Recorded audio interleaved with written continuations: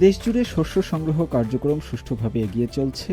উন্নত মানের গমের চাহিদা ও দাম সাধারণ গমের তুলনায় বেশি থাকায় উচ্চমানের কৃষিপণ্য উৎপাদনে কৃষকদের আগ্রহও বাড়ছে। চীনের গ্রীষ্মকালীন শস্য সংগ্রহ উৎসবে রূপ নিয়েছে, ফলনও হয়েছে প্রচুর। এবার কৃষকদের আগ্রহ বাড়াচ্ছে উন্নত মানের গম।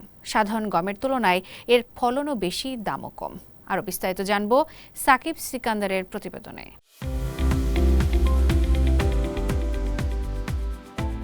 চীনের গ্রীষ্মকালীন শস্য সংগ্রহ কার্যক্রম এখন সর্বোচ্চ পর্যায়ে পৌঁছেছে। দেশটির জাতীয় খাদ্য ও কৌশলগত মজুদ প্রশাসন মঙ্গলবার জানিয়েছে, এ পর্যন্ত সারা দেশে মোট ৩ কোটি টনেরও বেশি শস্য সংগ্রহ করা হয়েছে। প্রশাসনের তথ্য অনুযায়ী চলতি মৌসুমে গম সংগ্রহের পরিমাণ প্রায় ১০ কোটি টনে পৌঁছাবে বলে আশা করা হচ্ছে, যা গত বছরের সমপরিমাণ। দেশজুড়ে শস্য সংগ্রহ কার্যক্রম সুষ্ঠুভাবে এগিয়ে চলছে। উন্নত মানের গমের চাহিদা ও দাম সাধারণ গমের তুলনায় বেশি থাকায় উচ্চমানের কৃষিপণ্য উৎপাদনে কৃষকদের আগ্রহও বাড়ছে।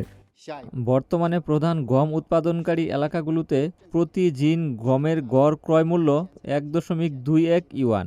অন্যদিকে উচ্চমানের গমের ক্ষেত্রে প্রতি জিনে অতিরিক্ত ০.১ ইউয়ান পর্যন্ত বেশি দাম পাওয়া যাচ্ছে।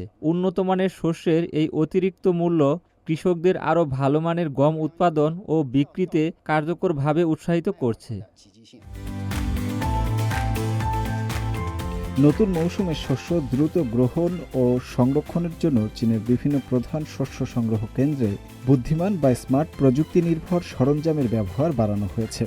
মধ্য চীনের হনান প্রদেশে চায়না গ্রেইন রিভার্স গ্রুপের একটি সংগ্রহ কেন্দ্রে হাইড্রোলিক আনলোডিং ব্যবস্থা চালু করা হয়েছে।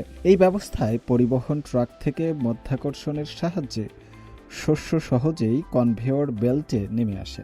নতুন প্রযুক্তির ফলে ৪ জন গুদাম কর্মীর একটি দলের শস্য খালাসের সময় প্রায় ২ ঘন্টা থেকে কমে মাত্র ২০ মিনিটে নেমে এসেছে।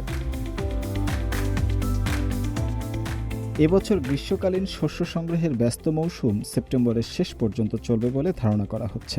এ উপলক্ষে বিভিন্ন অঞ্চলে মোট ১১ কোটি টন শস্য সংগ্রহ সক্ষমতা প্রস্তুত রাখা হয়েছে। একই সঙ্গে চীনের কৃষি উন্নয়ন ব্যাংক প্রাথমিকভাবে ১৫০ বিলিয়ন ইউয়ান বিশেষ ঋণ তহবিলও বরাদ্দ করেছে।